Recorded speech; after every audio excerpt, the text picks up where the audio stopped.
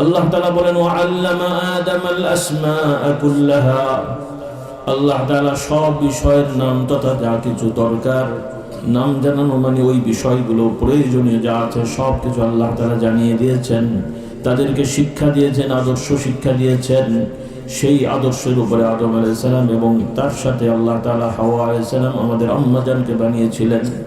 এই দুইজনই আল্লাহ তাআলার বিধান মোতাবেক দুনিয়ায় তারা চলেছেন, আবাদ করেছেন, সন্তানাদি লালন পালন করেছেন। সেটা হলো আল্লাহর আইন। কার আইন? কার আইন? তাহলে আল্লাহর আইনকেই বলা হয় ইসলাম। আম্মা বা'দু ফাআউযু বিল্লাহি মিনাশ শাইতানির রাজীম।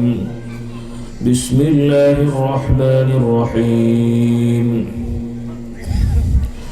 ما كان محمد أبا أحد من رجالكم ولكن رسول الله وخاتم النبيين وكان الله بكل شيء عليما يا أيها الذين آمنوا اذكروا الله ذكرا كثيرا وسبحوه بكرة وأصيلا। আল্লাহ রাব্বুল আলামিনের শানে সকলে আসুন আমরা কয়েকবার তাসবিহ তাহমিদ তাকবীর পড়ে নিই এবং রাসূলুল্লাহ সাল্লাল্লাহু আলাইহি ওয়াসাল্লামের শানে দরুদ সালাম পেশ করে নিই। সকলে আমার সাথে পড়ুন সুবহানাল্লাহ, আলহামদুলিল্লাহ, ওয়া লা ইলাহা ইল্লাল্লাহ, আল্লাহু আকবার, ولا حول ولا قوة إلا بالله العلي العظيم سبحان الله وبحمده عدد خلقه ورضا نفسه وزنة عرشه ومداد كلماته سبحان الله وبحمده عدد خلقه ورضا نفسه وزنة عرشه ومداد كلماته سبحان الله وبحمده عدد خلقه ورضا نفسه وزنة عرشه ومداد كلماته لا إله إلا الله وحده لا شريك له له الملك وله الحمد وهو على كل شيء قدير اللهم صل على سيدنا ومولانا محمد النبي الأمي وآله وسلم اللهم صل على محمد وعلى آل محمد كما صليت على إبراهيم وعلى آل إبراهيم إنك حميد مجيد اللهم بارك على محمد وعلى آل محمد كما باركت على إبراهيم وعلى آل إبراهيم إنك حميد مجيد। একটু মুহাব্বতের সমস্যায় পড়ে আল্লাহুম্মা সাল্লি আলা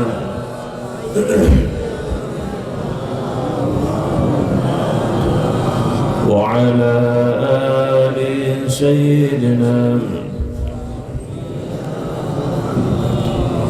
আলহামদুলিল্লাহ, আল্লাহ তাআলার শুকরিয়া, আল্লাহ তাআলা আপনাদের সাথে সাক্ষাতের সুযোগ করে দিয়েছেন। এখানে যারা আছেন অনেকেই পাকশি যাওয়ার সুযোগ হয়েছে, তাই না? একটু ধারণা পাওয়ার জন্য বলছি, কারা কারা পাকশি যেতে পেরেছেন একটু হাত তোলেন তো। মাশাআল্লাহ, বেশিরভাগই গেছেন, আলহামদুলিল্লাহ। যাদের যাওয়ার সুযোগ হয়নি দাওয়াত থাকবে, তবে 2026 সালে একটু আগিয়ে আসছে। সাধারণত ফাল্গুনে হয় আর সেটা ইংরেজি অনুযায়ী ফেব্রুয়ারি হয়। তো এইবার রমজানও আগে এসেছে, সাথে আবার আপনাদের একটি বড় সামনে দায়িত্ব রয়ে গেছে। হ্যাঁ, কি দায়িত্ব? সেটা কি করবেন আপনারাই ভালো জানেন, আল্লাহ পাক সব থেকে ভালো জানেন। তো সেটারও একটা সম্ভাব্য তারিখ বা ধারণা আমরা পেয়েছি। তো এই জন্য সব কিছু ঠিকঠাক যাতে হয় আল্লাহ তাআলা দয়া করে দেন। পাকশির মাহফিল একটু আগে আসবে জানুয়ারিতে, সেই মোতাবেক আমরা দিনও একটা কমিয়ে দিয়েছি। 3 দিন হয় সাধারণত, 3 দিন অর্থাৎ বুধ, বৃহস্পতি, শুক্রবার, জুমার শনিবারে ফজর বাদ দেওয়া। এবার হবে 22-23 জানুয়ারি, 22-23 জানুয়ারি বৃহস্পতি শুক্রবার, 24 জানুয়ারি শনিবার বাদ ফজর দোয়া ইনশাআল্লাহ। আল্লাহ তাআলা সহজ করে দেন, বলুন আল্লাহুম্মা আমিন। যারা গেছেন ইনশাআল্লাহ তাদের জন্য দাওয়াত থাকবে, যারা যেতে পারেননি আপনাদের জন্য দাওয়াত থাকলো। আল্লাহ তাআলা যাওয়ার তৌফিক দান করুন। আর কেউ সম্ভবত ভারতেও গেছেন, ফুরফুরা যেটা আমাদের আদি, এরকম কেউ আছেন নাকি? দেখি কে দেখি, ওই তো মাশাআল্লাহ 2-1 জন আছেন, আলহামদুলিল্লাহ। তো যাই হোক, আপনাদের সাথে আমাদের সম্পর্ক তাআল্লুক নতুন নয়, প্রায় 150 বছর ধরে, বলি আলহামদুলিল্লাহ। প্রায় 132-33 বছর আলহামদুলিল্লাহ। 4 পুরুষ ধরে আপনাদের সাথে সম্পর্ক। এই সম্পর্কটা কিসের? হ্যাঁ, আমাদের বাবা দাদা এবং তার আমার পরদাদা, আমাদের বাবা চাচারা ভাইরা যে আসেন আপনাদের এলাকায়, কেন আসেন ভাই? দাওয়াত খাওয়ার জন্য, তাই তো নাকি? হ্যাঁ, যে পশ্চিম বাংলায় ভালো মুরগি পাওয়া যেত না, আপনাদের দেশে ভালো মুরগি হতো, এই জন্য আসতাম, তাই তো? হ্যাঁ, আল্লাহু আকবার। আল্লাহ তাআলা নিয়ে এসেছেন, বলি আলহামদুলিল্লাহ। পৃথিবীর সবাই আদম সন্তান। আল্লাহ তাআলা আদম আলাইহিস সালামকে দুনিয়ায় কিছু সময়ের জন্য পাঠিয়েছিলেন, সেই বংশের লোকেরাও থাকবে। তবে আমাদের স্থায়ী ঠিকানা কিন্তু পৃথিবী না। আমাদের স্থায়ী ঠিকানা, যদি সত্যিকার আমরা আল্লাহর বান্দা হতে পারি, কোথায়? ওই জান্নাত, বলি আলহামদুলিল্লাহ। কাজেই দুনিয়ার জায়গা দখল, ক্ষমতা দখল, এগুলোর পেছনে না দৌড়ে জান্নাত দখলের চেষ্টা করেন। কি পারবেন তো ইনশাআল্লাহ? এজন্যই আপনারা একদল আর একদলকে জাহান্নামে পাঠান, তাই তো? কি বল? হ্যাঁ, এক হুজুর আর এক হুজুরকে জাহান্নামে পাঠায় কেন? ও ঢুকলে তো আমাদের জায়গা কমে যাবে, তাই তো? এই জন্য জান্নাত যাতে দখল করা যায়, এইভাবে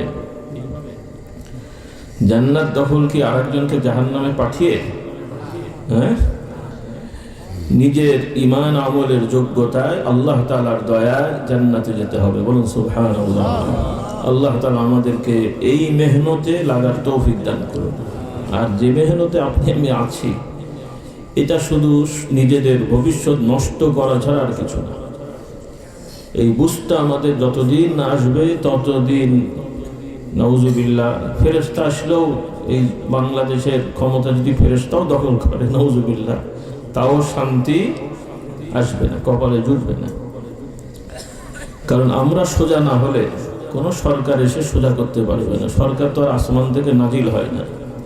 যারা বর্তমান আছে, এরা কি অন্য জাতি না মানব জাতি? এরা কি অন্য দেশের নাগরিক না আপনাদেরই আত্মীয় স্বজন? হ্যাঁ, জ্ঞাতিগোষ্ঠী তো ঘুরিয়ে ফিরে আপনাদেরই। কাজেই আপনারা আমরা যেমন হব, ওপরে তেমনই যাবে। হ্যাঁ, গাছ চারা যেমন লাগাবেন, ফল তেমনই হবে। খাটা আম লাগিয়ে, টক আম লাগিয়ে ওই ওপরে মিষ্টি স্প্রে করে খাঁটি মিষ্টি পাওয়া যাবে না। তো যাই হোক, আল্লাহ তাআলা দুনিয়ায় পাঠিয়েছেন, দুনিয়া থেকে যেতে হবে। আমার আগেও মুহতারাম উলামা ইকরাম এই বিষয়গুলো কথা বলছিলেন। তো ভাইরা তো বিভিন্ন জায়গায় ওয়াজ মাহফিল শোনেন, বিশেষ করে আমাদের মা বোনেরা, মেয়ে মহলের লোকেরা, দিন শেখার অত সুযোগ তাদের নেই। তারা একদিকে দিন সঠিকভাবে শিখতে পারছে না, অন্যদিকে বেদিন অর্থাৎ দিন হারার পথ সবটাই সহজে পেয়ে যাচ্ছে, নাউজুবিল্লাহ।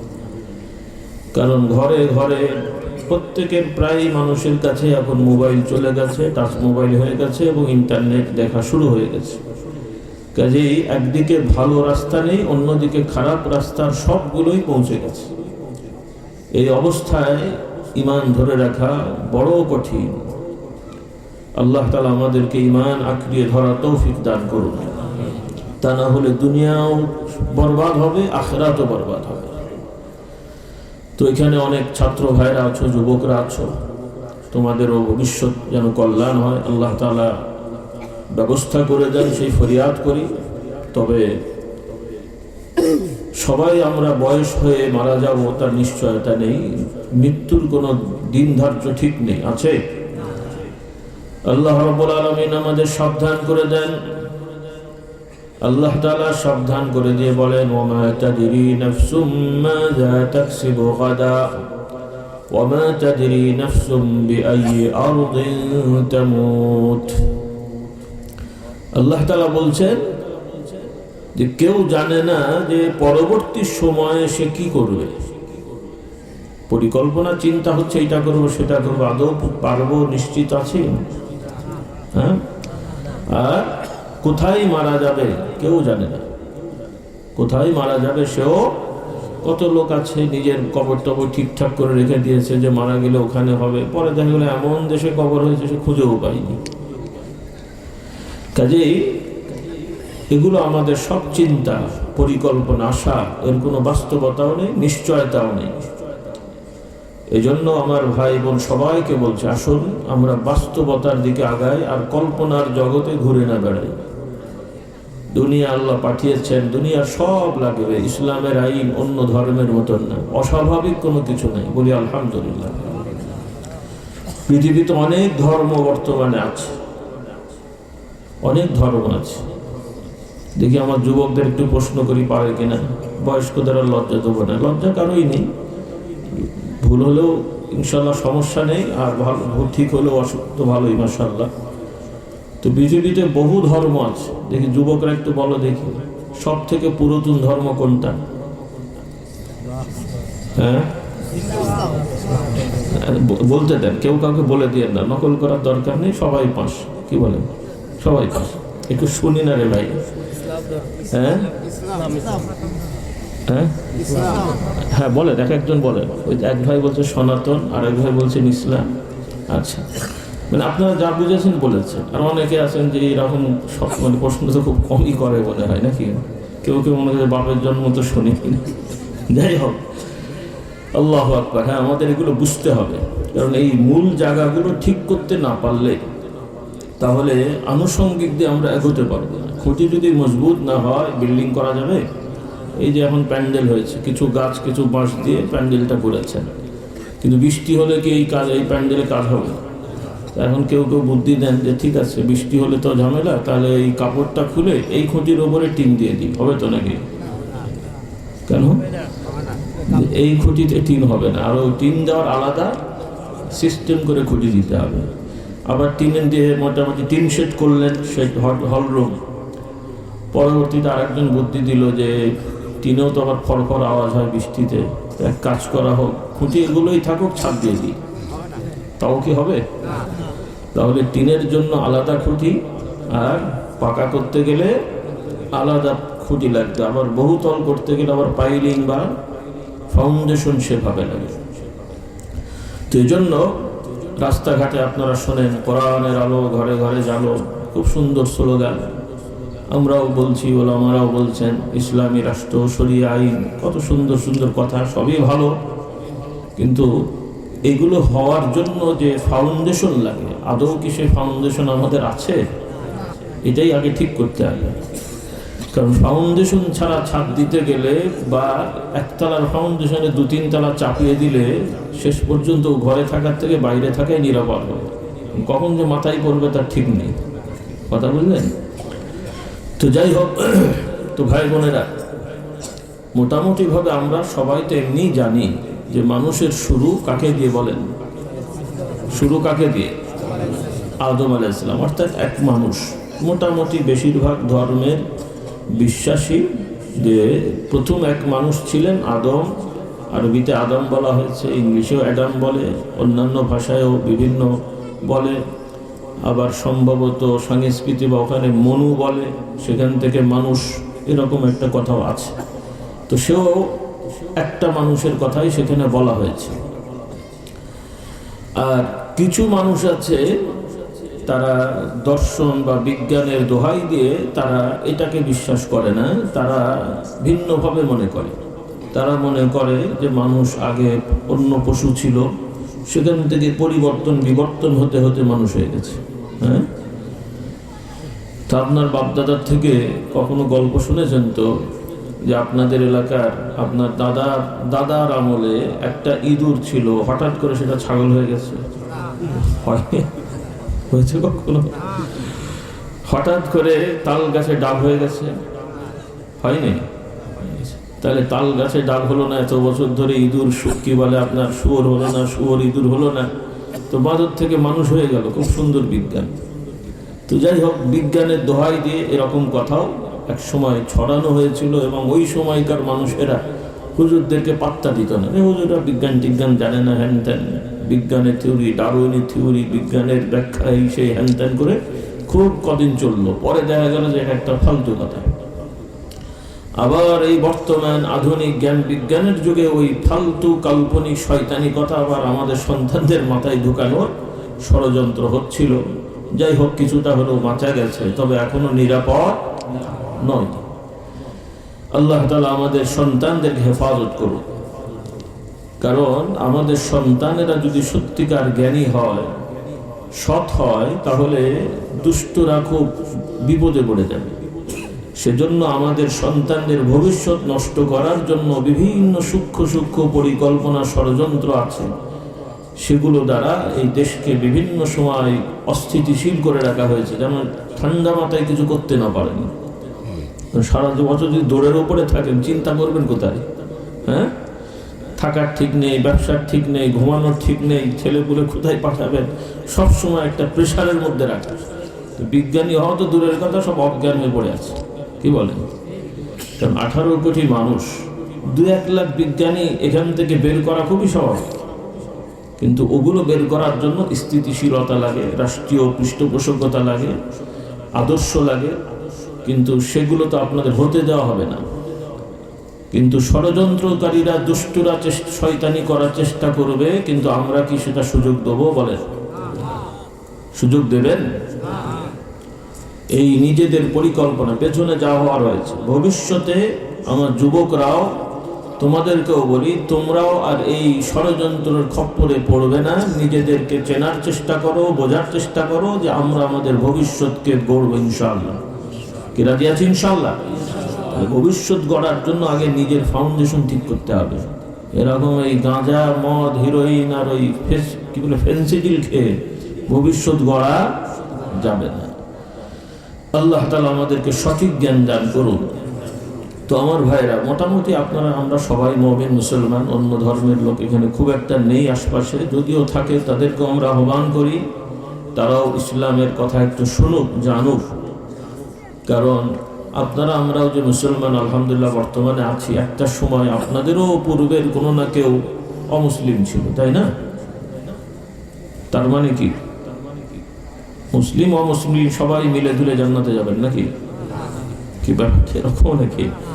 আবার ইদানিং আবার কেউ বলছে সাম্প্রদায়িক সম্প্রীতি বজায় রাখছে, যে কয়েকজন ছবিতে দেখলাম দাড়িওয়ালা, সেও বলছে আমাদেরও তো পূর্বে কেউ অন্য ধর্মের ছিল। তার মানে কি বোঝাতে চাচ্ছে? আল্লাহ এদের হেদায়েত দান করুন। সব গুলিয়ে ফেললে হবে না। সাম্প্রদায়িক সম্প্রীতি, সহ অবস্থান আর ঈমান বজায় রাখা, দুটোর মধ্যে তফাৎ রাখতে হবে। আল্লাহ তাআলা আমাদের বোঝার তৌফিক দান করুন। তো আমার মা বোনদেরও বলি, ভাইদেরও বলি, আমাদের ঈমান শুধু আল্লাহ স্রষ্টা, মুহাম্মদ সাল্লাল্লাহু আলাইহি ওয়াসাল্লাম নবী, এতটুকু না। এগুলো তো ঈমানের মৌলিক বিষয়। এর সাথে আরও কিছু বিষয় আছে যেগুলো অন্তরে দৃঢ়তার সহিত না গাঁথলে তাহলে ঈমান সঠিক হবে না। এই বুঝগুলো আমাদের থাকতে হবে।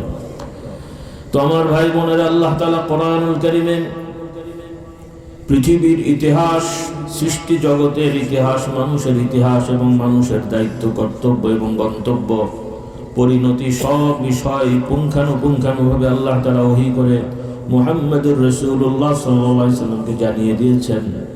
আল্লাহ রাব্বুল আলামিন বলেন, ফেরেশতাদেরকে আল্লাহ তাআলা বলেছিলেন যে আমি মানুষ বানাবো মাটি থেকে। কি বানাবো? মানুষ বানাবো, মাটি থেকে মানুষ বানাবো, এবং তাকে আমি দুনিয়ায় পৃথিবীর বুকে প্রতিনিধিত্বের দায়িত্ব দান করব। সুবহানাল্লাহ। কথাগুলো আগেও শুনেছেন, আমি একটু এই কথার সাথে আমাদের যে কি শিখতে হবে সেটা একটু বলছি। তো আল্লাহ তাআলা মানুষ সৃষ্টির আগে অন্যান্য অনেক সৃষ্টি করেছেন, ফেরেশতারা বহু আগের সৃষ্টি মানুষেরও। তারা সদা সর্বদা আল্লাহ তাআলার গুণগান তাসবিতে ব্যস্ত ছিলেন এবং আছেন, বলুন সুবহানাল্লাহ। এবং জগৎ সৃষ্টির পরে আল্লাহ তাআলা ফেরেশতা, আর বাংলা উর্দু ফার্সিতে ফেরেশতা বলে, আরবিতে বলা হয় কি মালাইকা, তাদেরকে আল্লাহ তাআলা দায়িত্ব দিলেন, বিভিন্ন বিষয়ের দায়িত্ব। তারা আল্লাহর হুকুমে ওই দায়িত্বগুলো পালন করেন। কিন্তু মহান পরিচালককে, ফেরেশতারা কিন্তু পরিচালক না। পরিচালক বোঝেন তো, যেটাকে প্রচলিত ভাষায় নির্বাহী দায়িত্ব বলা হয়, মানে তারই একক শক্তি ক্ষমতা থাকে কোনো কিছু বলার, করার, সিদ্ধান্ত নেওয়ার। এই সৃষ্টি জগতের কোনো ব্যাপারে কোনো সৃষ্টি সিদ্ধান্তমূলক কোনো কিছু করার ক্ষমতা রাখে না। সকল শক্তি ক্ষমতা কার? সবাই একমত? কেউ কেউ মনে করছে তাহলে অমুক বাবা যে আমার ছেলে দিয়ে দিল। কিছু লোকেরা সন্তান হয়নি, বিপদ হয়েছে, বিভিন্ন দরগায় টাকা পয়সা গরু ছাগল নিয়ে যায় না? আপনার দেশের লোক যায় না মনে হয়। আবার কেউ কেউ ফল পেয়েছে না, কথা বলে না, ফল পেয়েছে তো। এই জন্যই তো তাদের চিন্তা যে হুজুররা বললেই হবে আমি তো ফল পেয়েছি। তাদের চিন্তা যে যেহেতু আমি বিভিন্ন দরগায় মানত নিয়ত করে ফল পেয়ে গেছি, তাহলে এটা তো সঠিক আছে। তো এরকম আচ্ছা, আর একজনের জমি দখল করে গাছ লাগালে ফসল হয় না? কেন হয়? জবরদখল করেছেন, ফসল না হয় তো কথা কি বলেন? তাহলে আরেকজনের জমিতে দখল করে ফসল লাগালে হয়ে যায়, তার মানে কি সঠিক? হালাল হয়ে গেছে নাকি? তাহলে কিছু আছে সামাজিক কিছু সিস্টেমে অনেক অন্যায় কাজেও সাময়িক ফসল দেখা যায় বা ফল দেখা যায়, তার মানে এটা সঠিক না। একটা বিষয় ভুল আর সঠিক এবং ভুল হওয়ার মানদণ্ড কিছু বাহ্যিক বিষয় না। আমরা মুমিন মুসলমান হিসেবে বিশ্বাস করব কোনো বিষয় সঠিক হওয়ার জন্যে মহান আল্লাহ তাআলার পক্ষ থেকে নবী রাসূলের মাধ্যমে সেটা প্রমাণ হতে হয়, বলুন সুবহানাল্লাহ। এই মানদণ্ডটাকে ঠিক করতে হবে, তা না হলে সব গোলমাল হয়ে যাবে, যেটা আমি সামনে বলতে যাব ইনশাআল্লাহ। তো যাই হোক, আল্লাহ তাআলার ফেরেশতারা আগে থেকেই, মানুষের আগে, আদম আলাইহিস সালামের আগে আল্লাহ তাআলা তাদেরকে বানিয়েছেন, বানিয়ে তাদেরকে হুকুম দিয়েছেন, তারা তাসবিহ তাহলিল পড়ে। কোরআনুল কারীম আল্লাহ তাআলা তাদের ব্যাপারে বর্ণনা দেন, ফেরেশতারা এমন এক দল সৃষ্টি, আল্লাহ তাআলা বলছেন লা ইয়াসুনাল্লাহা মা আমারহুম ওয়া ইয়াফআলুনা মা ইউমারুন। আল্লাহ তাআলা ফেরেশতাদেরকে যখন যা হুকুম দেন তারা সেটাই সেভাবেই করে, তারা কখনো আল্লাহ তাআলার হুকুমের অবাধ্য হয় না। সুবহানাল্লাহ। আল্লাহ তাআলা তাদেরকে জানালেন যে আমি মানুষ সৃষ্টি করব মাটি থেকে, ইন্নী খালিকুম বাশারাম মিন তিন। ফেরেশতারা শুনলেন। আবার আল্লাহ তাআলা বলেন তাদেরকে আমি খলিফা বানাবো। খলিফা মানে হলো প্রতিনিধি। প্রতিনিধি হলো একের পর এক দুনিয়ায় তারা আসবে, দুনিয়া পরিচালনা, দেখাশোনা, মানে দুনিয়া আবাদ করার দায়িত্বটা তাদের থাকবে, বলুন সুবহানাল্লাহ। দুনিয়া আবাদ করা, জগৎ পরিচালনা, দুনিয়া আবাদ করা, বিয়ে শাদী করবে, সংসার করবে, সমাজ চালাবে, রাষ্ট্র চালাবে, এগুলো মানুষের দায়িত্ব দিয়েছেন আল্লাহ তাআলা। এবং তারা চলবে আল্লাহর আইনে। কার আইনে? এই পরিকল্পনাটা আল্লাহ তাআলা ফেরেশতাদের বললেন। ফেরেশতারা আল্লাহ তাআলার এই কথা শুনলেন, শোনার পরে তারা বললেন ক্বালু আতাজআলু ফিহা মান ইউফসিদু ফিহা ওয়া ইয়াসফিকু দিমা ওয়া নাহনু নুসাব্বিহু বিহামদিকা ওয়া নুকদ্দিসু লাক ক্বালা ইন্নী আ'লামু মা লা তা'লামুন। ফেরেশতারা বললেন আল্লাহ, আপনি জমিনে পৃথিবীতে এমন একদল সৃষ্টি পাঠাবেন যারা মারামারি, কাটাকাটি, খুনাখুনি করে এই সব কিছু বরবাদ করে দেবে। মানুষ খুন করবে, হত্যা করবে, খুন করবে, হত্যা করবে, মারামারি, খুনাখুনি করবে, এদেরকে আপনি কেন পাঠাবেন? আর আমরা আপনার তাসবিহ তাহলিল গুনাগুন এবং পালন করা, আপনার হুকুম পালনে সদা সর্বদা আমরা ব্যস্ত আছি। সুবহানাল্লাহ। তারা তো তাসবিহ পড়ে, তাহলে এদেরকে পাঠানোর দরকারটা কি? আর আপনি যে উদ্দেশ্যে পাঠাবেন ফেরেশতাদের মানে ধারণা বা তাদের দাবি যে আমরা মনে করছি সেটা তারা সঠিকভাবে করবে না। আল্লাহ তাআলা বলে দিলেন, আমি জানি যা তোমরা জানো না। আল্লাহ তাআলা বলছেন, আমি জানি যা তোমরা জানো না। সুবহানাল্লাহ। এই কথাগুলো আপনারা শুনেছেন। তারপর আমি বলছি মনে করিয়ে দেওয়ার জন্য যে এই যে কথাগুলো বলা হলো কোরআনের বর্ণনা, এটা শুধু কল্পনা না, ইতিহাস নয়, এটাই সত্য বাস্তব ঈমান। বলুন সুবহানাল্লাহ। মানে এই যে ঘটনা ঘটেছে এতে কোনো দ্বিধা রাখা যাবে?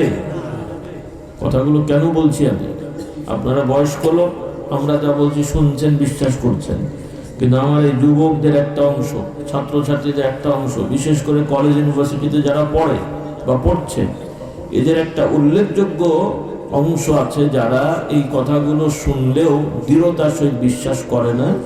তাদের কাছে মনে হয় এটা গল্প আর কি, হুজুররা একটু বলে, হতেও পারে নাও পারে, হতেও পারে নাও পারে। তাহলে এই যে ঘটনাগুলো কোরআনে এবং হাদিসে আছে, কোরআন হাদিসের কোনো বক্তব্য বর্ণনা হতেও পারে নাও পারে, এরকম যদি দ্বিধাদ্বন্দ্ব অন্তরে থাকে তাহলে সে মুমিন হতে পারে না। সন্তান হতে পারে, আপনারা অপারেশন করে দিতে পারেন, দুনিয়ার নিয়মে, ইসলামের বাহ্যিক নিয়মে তারা চলতে পারে, কিন্তু ঈমানদারের দলভুক্ত কিয়ামতে হতে পারবে না। এই জন্য আমার ভাই বোনেরা, ছাত্র ভাইরা, কোরআনের বক্তব্য, হাদিসের বক্তব্য অন্যান্য বই পুস্তকের বক্তব্যের মতন মনে করা যাবে না। কোরআনের কথা এবং সহিহ হাদিসের কথা। কিছু কিছু আবার আছে, কারণ একতরফা দোষ দেওয়া তো মুশকিল, কারণ আমাদের মতন আবার কিছু হুজুররা আছেন আজুগবি সব ফালতু কথা বলেন, যেটা কোরআনেও নেই হাদিসে নেই, একটা মন গড়া কথা বলে ফেলেন। আবার এই মন গড়া ফালতু কথাই অনেক মানুষের বড় ঈমান, আর সেখানে কোরআন হাদিসের কথা বললে তাদের ওগুলো আবার গ্রহণযোগ্য হয় না। মহা সমস্যা এটা। তো এই জন্য তো আমাদের দায়িত্ব তো আমাদের পালন করতেই হবে।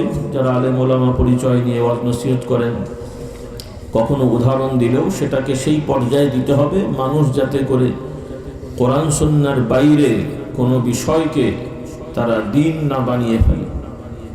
এটাই হলো পৃথিবীর সব থেকে বড় ভয়ঙ্কর সমস্যা। এই যত ধর্মের সৃষ্টি, এই সব কিছুর মূলে হলো মানুষের ধারণা কল্পনা করে কিছু জিনিস বলা এবং বিশ্বাস করা। বলুন নাউযুবিল্লাহ। আল্লাহ তাআলা আমাদেরকে হেদায়েত দান করুন। তাহলে মানুষের ইতিহাস হলো আল্লাহ তাআলা সিদ্ধান্ত নিয়ে পরিকল্পিতভাবে সৃষ্টি করেছেন, হঠাৎ করে এমনি এমনি পরিবর্তন হয়ে যায়নি। কথাটা বোঝা গেল তো? হঠাৎ করে এমনি এমনি হয়ে যায়নি। চাঁদ সূর্য গ্রহ উপগ্রহ এগুলো হঠাৎ করে এমনি এমনি হয়ে যায়নি। আল্লাহ তাআলা হুকুম দিয়েছেন, যেভাবে চেয়েছেন সেভাবে হয়েছে। বলুন সুবহানাল্লাহ। এই যে দিবারাত্রির পরিবর্তন সবাই জানি হচ্ছে, কিন্তু এগুলো এমনি হয়নি। কার হুকুমে? আল্লাহ তাআলা বলেন, ওয়াজআলনাল লাইলা লিবাসান ওয়াজআলনান নাহারা মাআশা। আল্লাহ তাআলা বলছেন, রাত্রিকে তোমাদের বিশ্রামের জন্য উপযোগী করে দিয়েছি, রাত্রিকে তোমাদের বিশ্রামের জন্য উপযোগী করে দিয়েছি। ওয়াজআলনাল লাইলা লিবাসা ওয়াজআলনান নাহারা মাআশা। এবং দিনকে তোমাদের, দিবসকে তোমাদের কার্যকলাপের জন্য, উপার্জনের জন্য, পরিশ্রমের জন্য, কাজকর্ম করার জন্য আমি উপযুক্ত করে দিয়েছি। সুবহানাল্লাহ। এই যে মানে বিষয়গুলো এমনি হয়নি। কার পরিকল্পনায় বলেন? কার পরিকল্পনায়? বিজ্ঞানীদের পরিকল্পনায়ও না, হুজুরদের পানি ফুদিয়েও না। হ্যাঁ, আল্লাহ তাআলা আমাদের এই বুঝগুলো দান করুন। বলুন আল্লাহুম্মা আমিন। যাই হোক, এভাবে আল্লাহ তাআলা আদম আলাইহিস সালামকে পরবর্তীতে সৃষ্টি করলেন এবং জ্ঞান দান করলেন। বলুন সুবহানাল্লাহ। কি দান করলেন? আদম আলাইহিস সালাম জ্ঞানী ছিলেন নাকি মূর্খ ছিলেন? আদম আলাইহিস সালাম সভ্য ছিলেন না অসভ্য ছিলেন? তাহলে আমরা তো সবাই বিশ্বাস করি মানুষের শুরু কাকে দিয়ে? আচ্ছা, তাহলে একটা যে প্রচলিত কথা আছে, আপনারা শুনেছেন, আমাদের পড়েছেন এক সময়, যে আগে মানুষ আদিকালে অসভ্য ছিল, বন জঙ্গলে থাকতো, জামা কাপড় পরতে জানতো না, এমন কথা শুনেছেন না? কথাটা কি সত্য? কথাটা সবার জন্য সত্য না। আদিকালে না, বর্তমানেও পৃথিবীর কোথাও কোথাও অসভ্য মানুষ আছে। এবং সেই অসভ্য মানুষ শুধু বর্তমানে আর বন জঙ্গলে পাওয়া যায় না, বরং বর্তমানে সব থেকে অত্যাধুনিক বিল্ডিং ঘরে পার্লামেন্টও পাওয়া যায়। হ্যাঁ, কারণ আপনারা কখনো আপনাদের গ্রামে, শুনতে খারাপ লাগবে কিন্তু না বলে আমি পাচ্ছি না, কোনো ছেলে কুকুরের সাথে ঘুরে দেখেছেন? বাকিটা আমি বলছি না। মেয়ে কুকুরের সাথে ঘুরে দেখেছেন? কারণ কোনো পশুরই এরকম বিকৃত রুচি নেই যে ছেলে মেয়ে ঘুরে, কারণ এটা অস্বাভাবিক। আল্লাহ তাআলা সৃষ্টি করেছেন জোড়ায় জোড়ায়, পুরুষ আর নারী, দুই জেন্ডার, একে অপরের চাহিদা থাকে। তো পশু পাখির তো আর আমাদের মতন বিয়ে শাদী মহারানা নেই, কিন্তু মানুষের মধ্যে আল্লাহ তাআলা আইন করে দিয়েছেন বিবাহ শাদীর মাধ্যমে তাদের প্রয়োজন মিটাতে হবে। কিসের মাধ্যমে? বিবাহ শাদীর মাধ্যমে, নাকি যার মন চাইলো ঘুরে বেড়ালো। হ্যাঁ, কিন্তু বর্তমানে আন্তর্জাতিকভাবে খুব বড় বড় জ্ঞানীগুণী নিজেদের দাবি করে, তারা এখন নতুন আইন করছে। তো বিয়ে শাদীর ভেজাল রাখার দরকার কি? যার যেভাবে স্বাধীনভাবে চাইলেই ঘুরবে, এতে কোনো আপত্তি নেই। বলুন নাউজুবিল্লাহ। ছেলে মেয়ে উভয় যদি সম্মতি থাকে এটা দোষ না। তারপরে আবার বাড়তে শেষ পর্যন্ত হয়ে গেল ছেলে মেয়ে ঘুরলেও দোষ না, বিয়ে করলেও নাকি দোষ নেই। বলেন নাউজুবিল্লাহ। এর থেকে আবার আগিয়ে গেল, বলছে মানুষ তো মানুষ, ছেলে মেয়ে সেটা তো নিজে ঠিক করবে। সব মানুষই মানুষ। এরপরে তার ইচ্ছা হলে সে কোনো সময় ছেলে হবে, কোনো সময় মেয়ে হবে। তো এগুলো কোনো সভ্য মানুষের কথা? তো এরা কি বন জঙ্গলে আছে? বরং আপনাদের বাংলাদেশেও সব থেকে বড় বড় বিদ্যার জায়গা কোথায়? বিশ্ববিদ্যালয়। যাকে বলা হয় বিশ্ববিদ্যালয়। গ্রামগঞ্জে এই সমস্ত উদ্ভিদ নাপিত পাওয়া যাবে না, পাগল ছাগল পাওয়া যাবে কোথায়? কারণ গ্রামের একটা ওই খেতে কাজ করে, ওকে বললেও বলবে যে ব্যাটার কথা খুঁজে পায়, লাঠি নিয়ে দৌড়াবে। বলে কে? হ্যাঁ, বিশ্ববিদ্যালয়ের বিশিষ্ট গবেষক নামধারী গরু ছাগলগুলো। কি রাগ করছেন নাকি আপনারা? গালাগালি করলাম? থাক, ভুল হয়ে গেছে। কারণ গরু ছাগল বললেও গরু ছাগলের মান সম্মান নষ্ট হবে, কারণ ওদের একটা মান সম্মান আছে না, এগুলো সেটাও নাই। কিন্তু গরুর দাম আছে না? আমার মতো সাইজ অত মিডিয়াম হলেও তো মোটামুটি 2 লাখ টাকা হবে, নাকি বলেন? অত হয়নি মোটামুটি, এটা পড়াতে একটু মোটা বেশি লাগছে। গরুর একটা দাম আছে, মূল্য আছে, দাম দিয়ে কিনতে হয়, খেতে হয়, মজা লাগে। এগুলো তো দেখেও মজা নেই, খাওয়ারও তো কোনো সুযোগ নেই। গরু ছাগল জাহান্নামে যাবে না, কিন্তু এগুলো কোথায় যাবে? আমরা চাই না ওরা জাহান্নামে যাক, আমরা চাই না ওদের পাল্লায় পড়ে আপনাদের সন্তানেরা জাহান্নামে যাক। কাজেই মানুষ অসভ্যতা থেকে আসেনি, বরং সভ্যতা হলো মানুষের শুরু। কিন্তু পরবর্তীতে মানুষের মধ্যে অসভ্যতা ঢুকে গেছে।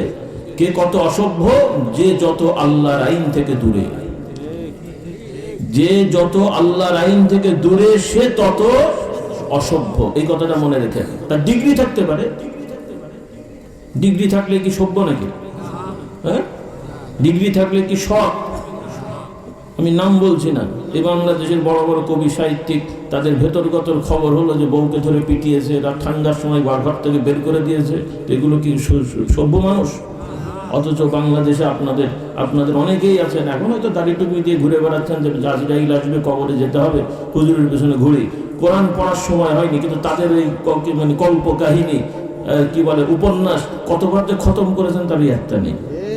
হ্যাঁ, তো ওদের এই উপন্যাস বাপের কবরে যে খতম করে অনেক সব হবে, নাউজুবিল্লাহ। হবে? কবর দেখে এখন ইসলাম ভালো লাগছে। হ্যাঁ, ভালো, তাও ভালো, ফিরে এসছেন, কিন্তু এখনো টান রয়ে গেছে। আল্লাহ এদেরকে হেদায়েত দান করুন। শুধু মাথায় একটু টুপি আর বড় দাড়ি রাখলে হেদায়েত বলা হয় না, কিন্তু ক্লিন শেভ না করলে এমনি তো বড় হয়ে যায়। তাকওয়া লাগবে, অন্তরটা সোজা করতে হবে, ঈমানটা ঠিক করতে হবে। 2 দিন পর কবরে যাবে, এখন ওদের টান যাচ্ছে না, কবরে যাবে না। আল্লাহু আকবার। এজন্য সমাজটাকে পরিবর্তন করে ফেলেন, আর এই শয়তানদের শয়তানি করার সুযোগ দেওয়া যাবে না। রাজি তো ইনশাআল্লাহ? সন্তানদের ফাউন্ডেশন ঠিক করে ফেলেন। আমাদের মৌলিক বুনিয়াদী শিক্ষাই হবে কোরআনের শিক্ষা।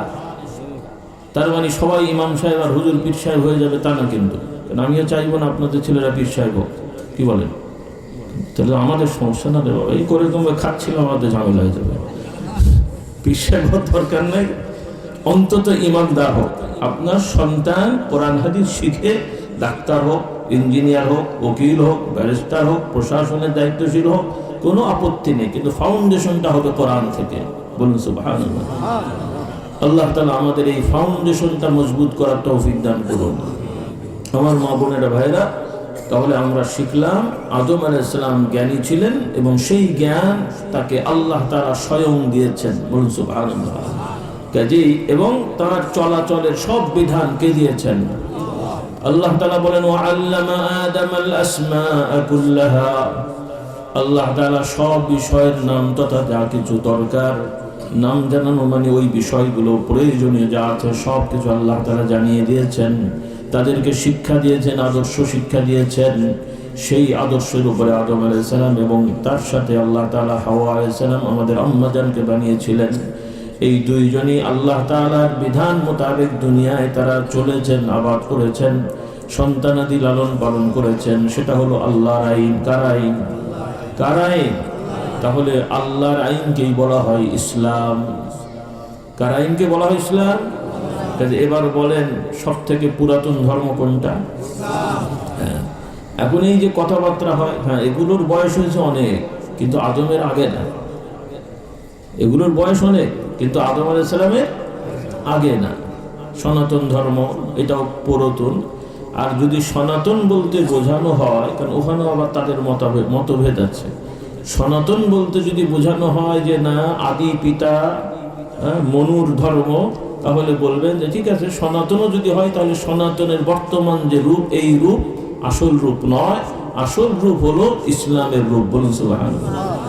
হ্যাঁ, সোজা হিসাব বলেন, এই যে আমাদের বাংলাদেশেও, ভারতেও, এমনকি আরব দেশেও কিছু কিছু মুসলমান ভাই আছেন যারা কবরে সিজদা করে, আছে না? আচ্ছা, আল্লাহ রাসূলের সাহাবারা কবরে সিজদা করতেন? আবু হানিফা, মালিক, শাফি কবরে সিজদা করতেন? আচ্ছা, আপনারা তো ফুরফুরাকে ভালোবাসেন।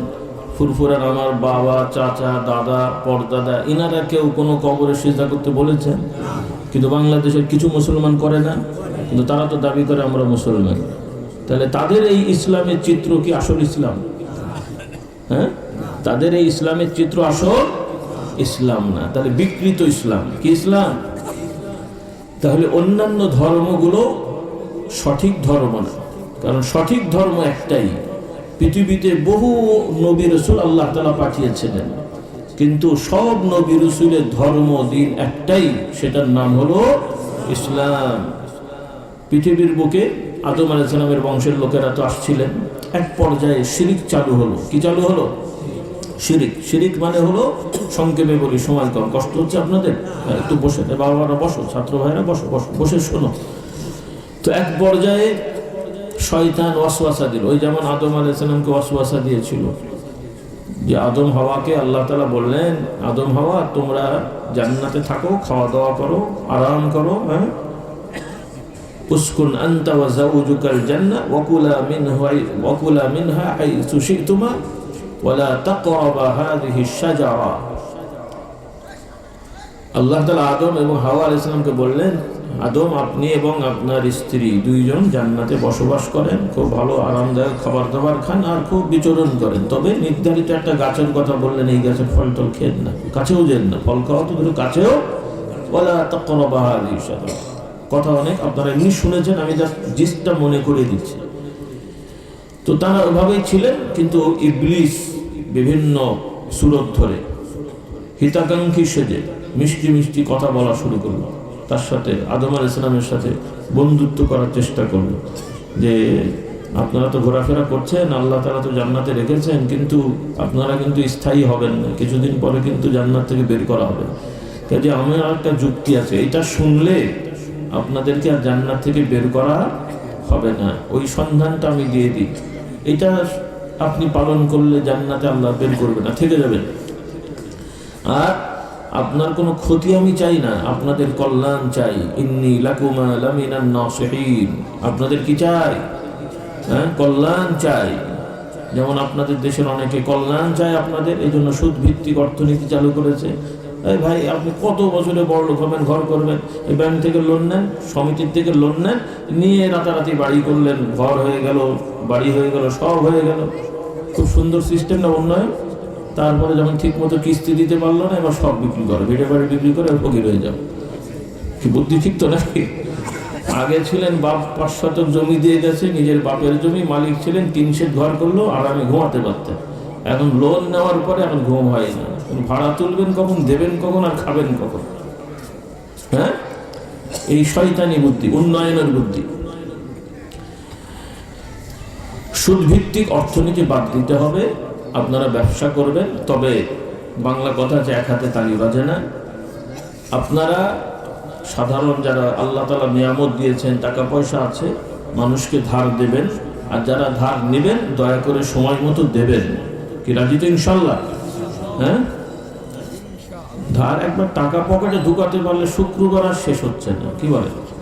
আগামী শুক্রবার শনি চলছেই শুধু। হ্যাঁ, খুব বদ অভ্যাস। এই জন্য মানুষ দেওয়ারও এখন আগ্রহ চলে গেছে, এক হাতে তালি বাজে না। আর মাঝখানে সুযোগগুলো ওরা নিচ্ছে, সেই ওদের কাছে নিয়ে সেই তো কান ধরে সব আদায় করে নিচ্ছে। এই জন্য আল্লাহ তাআলা হালাল রুজি করতে বলেছেন, ব্যবসা করবেন, ধোঁকা দেবেন না, ঠকাবেন না, আল্লাহ তাআলা বরকত দেবেন। বিশ্বাস হলো? আপনাদের মনে হয়নি? হুজুর সাহেব তার ব্যবসা করে না, ওই জন্য একটু কম সম না দিলে কি আর লাভ হয়? হ্যাঁ, একটু ইঞ্জেকশন করে দিতে হয় মাছের মধ্যে, গোশত মানে গরুকে একটু মোটা দাদা করতে হয় মেডিসিন দিয়ে, তা না হলে তো আর ব্যবসা হয় না। এই যে মানুষকে ধোঁকা দিয়ে যেটা করা হচ্ছে, এটা এই প্রফিট হালাল, এই লাভটা হালাল হবে না, ধোঁকা হয়ে যাবে, হারাম হয়ে যাবে। এই জন্য খাটনি করছেন, হালাল ভাবে করেন। খাটনি করছেন, কিভাবে করবেন? গরু ছাগল মানুষ করেন, গরু ছাগল পালেন, ভালো খাবার খাওয়ান, যত্ন নেন, বিক্রি করবেন, লাভ করবেন, কিন্তু ধোঁকা, পয়জন খাওয়াবেন না, মাছে পয়জন খাওয়াবেন না, এরপরে জমিতে মানে খারাপ জিনিস দেবেন না। এগুলো মাথায় রাখতে হয়, কারণ খারাপ জিনিস যেটা মানুষের জন্য ক্ষতিকারক, এই যে বিভিন্ন সবজি টবজি মেডিসিন দিয়ে যেটা ক্ষতিকারক, পরিমাণ আছে। যারা কৃষিবিদ, যারা এই সমস্ত গবেষণায় আছেন, তাদের থেকে জেনে নেন ওই পরিমাণ দিলে ক্ষতি হয় না, সেইভাবে আপনারা প্যাকেটজাত করবেন। কারণ মানুষের ক্ষতি করে বেশি লাভ করলে সেই লাভটাও ব্যবসা দেখতে মনে হলেও এটাও এক ধরনের সন্ত্রাস। বলুন নাউজুবিল্লাহ। মানে এই লাভটা আপনার জন্য হালাল হচ্ছে না, কারণ আপনি মানুষের ক্ষতি করছেন। আল্লাহ তাআলা মানুষকে সৃষ্টি করেছেন, মানুষের কল্যাণ করতে হবে, উপকার করতে হবে, লাভ করবেন। নবী রাসূলরা ব্যবসা করেছেন, আমাদের প্রিয় নবীও ব্যবসা করেছেন। বলুন সুবহানাল্লাহ। কখনো মানুষকে ধোঁকা দিয়েছেন? আরো নবীরা, দাউদ আলাইহিস সালাম ব্যবসা করেছেন, সুলাইমান আলাইহিস সালাম রাজা হয়ে, দাউদ আলাইহিস সালাম রাজা হয়েও ব্যবসা করেছেন, ইউসুফ আলাইহিস সালামও এক সময় ব্যবসা করেছেন। কাজেই সব নবী রাসূলরা পেশাজীবী ছিলেন, সামাজিক পেশা, কারো গৃহস্থী পেশা, কারো ফসলের পেশা, এই ধরনের। কিন্তু তারা কখনোই শুধু নবী রাসূল না, যারা আল্লাহওয়ালা দিনদার, তারা সমাজে বড় হয়েছেন কিন্তু ধোঁকা দেননি, মানুষের উপকার করেছেন। আমাদেরকে ওই শিক্ষাগুলো অর্জন করতে হবে। রাজি আছি ইনশাআল্লাহ? এরপরে চাকরি করলেও আমানতদারিতা রক্ষা করবেন, আমানতের খেয়ানত করবেন না। বর্তমানে বেশিরভাগ সেক্টরেই মানুষরা আমানতের খেয়ানত করে। চাকরিজীবীদের একটা বড় অংশ, সে যে চাকরিই হোক, সে ইমামতি থেকে শুরু করে সব জায়গায়। রাগ করছেন নাকি? কারণ আমাদেরটা দিয়ে শুরু করলাম। কিছু কিছু ইমামরাও আছেন, সেও ঠিক মতো আমানতদারিতার সহিত নামাজ পড়ায় না, অথচ তার ডিউটি হলো টাইম মতো আসা। সেই অনুযায়ী কম হোক বেশি হোক, উনি তো রাজি হয়েছেন এই বেতনে আমি থাকবো। তাহলে যেহেতু আপনি রাজি হলেন এই বেতনে আপনি কাজ করবেন, না পোষালে চলে যাবেন, কিন্তু আমানতের খেয়ানত করা যাবে না। মাদ্রাসার হুজুর বুঝলাম কম দিয়েছে, তো আপনি তো মেনে নিয়েছেন কম, তো আমানতের খেয়ানত করে তো আর বাড়তি হবে না। আপনি 5 মিনিট দেরি করে আসলে তো আর 1000 টাকা বেড়ে যাবে না, 10 মিনিট দেরি করলে তো আর আপনার 5000 টাকা বেড়ে যাবে না। তাহলে আপনি কেন দেরি করে মাদ্রাসায় আসবেন, পড়াবেন, আগে আগে কেন চলে যাবেন, ছাত্রদের ঠিক মতো কেন পড়াবেন না? তাহলে আপনি দায়িত্ব নিয়ে সঠিকভাবে পড়ালেন না, ইমামতির দায়িত্ব নিয়ে ঠিক মতো নামাজের রুটিন মেনটেন করলেন না, মাঝে মাঝে ফাঁকি দিলেন, আর একজন ওই ছাত্রকে পাঠিয়ে দিলেন, ও ওযু ছাড়াই পড়ালো কিনা কি জানি। শীতকালের ব্যাপার তো মুশকিল, ছেলে বলে মানুষ বিশ্বাস করা, আল্লাহ হেদায়েত দান করুক। মাঝে মাঝে খুব খারাপ লাগে, কিছু কিছু মসজিদে চ্যাংড়া ম্যাংড়া পোলাপন ওদেরকে দিয়েছে নামাজ পড়াতে, আর যেন দুনিয়ায় লোক খুঁজে পাইনি। এই যে মানসিকতা আমাদের, আল্লাহ তাআলা আমাদের হেদায়েত দান করুন। আপনারা শিখে নেন প্রত্যেকেই। আপনারা নামাজ তো আলহামদুলিল্লাহ পড়েনি, মাশাআল্লাহ, ওয়াক্তে না হলে জমা হয়, জমা না হলে ঈদ তো হয়, ওজু থাকার না থাকে, তাই তো? হ্যাঁ, শুধু ঈদ না, শুধু জুমা না, আমার যুবকেরা ভাইরা, বেশি না পারলে বাবা অন্তত ফরজগুলোটা ঠিক হয়ে যায়, অন্তত ফরজগুলো ঠিক হয়ে যায়, নাকি? পছন্দ হয়নি মানে কোন কোন হুজুর তো এখন বলছে নামাজ ছাড়াও সব জান্নাতে চলে যাচ্ছে। আল্লাহ হেদায়েত করুন, কোথায় কি বলে না বলে। হ্যাঁ, এমনি তো মানুষের এই অবস্থা, তারপরে আবার এই সমস্ত উল্টো পাল্টা কথা শুনলে তো আরো বিপদ। আল্লাহ তাআলা আমাদের হেদায়েত দান করুন। যার উপরে নামাজ ফরজ হয়েছে সেই নামাজ তরক করলে তাকে শাস্তি পেতেই হবে, সে যে বয়সেরই হোক। 14, 16, 18 বছরের একটা যুবক যুবতী আর 50, 60, 70, 100 বছরের একজন বয়স্ক লোক একক তো নামাজ কাজা করলে অপরাধ একই, ধরলে আল্লাহ তাআলার দরবারে ধরা পড়লে শাস্তি একই রকম। বলুন নাউযুবিল্লাহ। এজন্য যার উপরে যেটা ফরজ সেখানে স্বাভাবিক এটা পার পাওয়ার কোনো সুযোগ নেই। আল্লাহ তাআলা দয়া করে যেটা ক্ষমা করবেন সেটা তো ভিন্ন জিনিস। প্রচলিত আইনেও কোনো কোনো ক্ষেত্রে, যদিও আইনটা শরীয়ত সম্মত না, কারণ কিছু আইন আছে শরীয়তের সাথে মিল আছে, ইসলামী আইনের সাথে মিল আছে, আর প্রচলিত কিছু আইন আছে যেগুলো ইসলামের আইনের সাথে সাংঘর্ষিক। তার মধ্যে একটা ছিল, এটাও পরিবর্তন সংস্কারের কথা প্রস্তাব উঠেছে, সেটা হলো যে মৃত্যুদণ্ডপ্রাপ্ত আসামি রাষ্ট্রপতি ক্ষমা করার অধিকার রাখে, এই একটা আইন ছিল। এটা সঠিক না, ইসলামের আইনও সঠিক না, লজিক্যালিও সঠিক না। এগুলো এই নিজেদের ধান্দাবাদ যেগুলো আছে, নিজেদের এই বদমাইশগুলোকে পার পাওয়ার একটা রাস্তা আর কি, এবং প্র্যাকটিক্যাল তাই হয়েছে। দাগি দাগি খুনিগুলোকে বেকসুর খালাস করে দিল। এটা কি মানবতা হয়? আল্লাহ আমাদের হেদায়েত দান করুন, আল্লাহুম্মা আমিন। তো যাই হোক, এরকম অনেক ফাঁক ফুকর আছে। তো আমার কথা হলো যে এইরকম ফাঁক থাকলে আপনারা কি খুন করবেন না? অনেকে করবে মনে হচ্ছে, খুন করবেন যদি পার হওয়া যায়। তো আল্লাহ তাআলার দয়া তো আছেই, কিন্তু আল্লাহ তাআলা যেমন দয়াও করবেন, আবার আমাদেরকে সাবধান করেছেন ন্যায় বিচারও প্রতিষ্ঠা করবেন। বলুন সুবহানাল্লাহ। এবং সেই বিচারে সব কিছুই উপস্থাপন করে দেখানো হবে, এবং আল্লাহ তাআলা ন্যায় বিচার প্রতিষ্ঠা করবেন।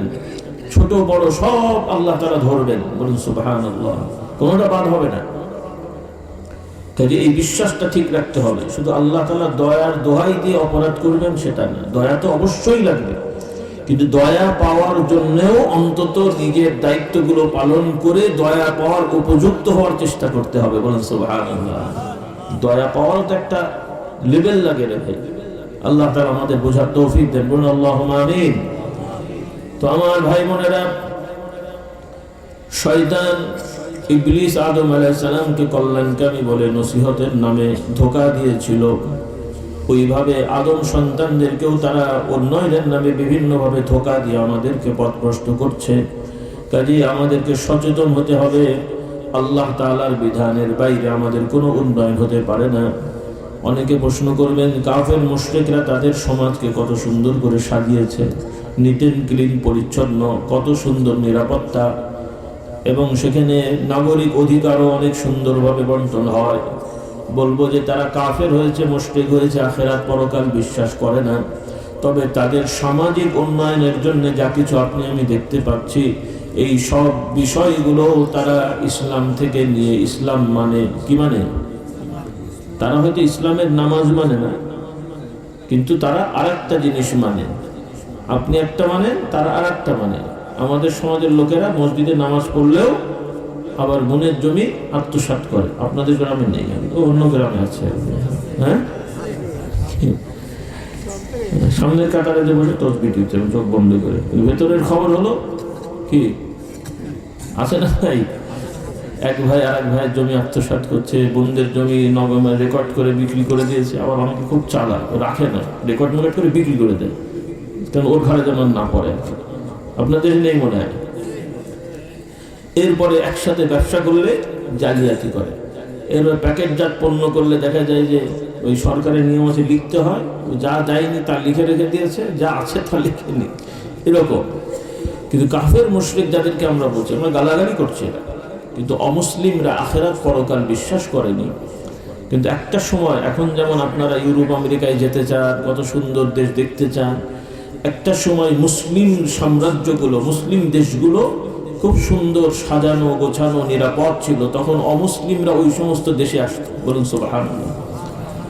হ্যাঁ, আপনারা আমাদের ব্রিটিশরা ভারত সাজিয়ে দিয়ে গেছে। ব্রিটিশদের আগে মোগলরা খুব সুন্দর করে ভারতবর্ষ নিরাপদ রেখেছিল। ব্রিটিশরা এসে ভারতবর্ষ শাসন করে নেই, শোষণ করে লুটপাট করেছে।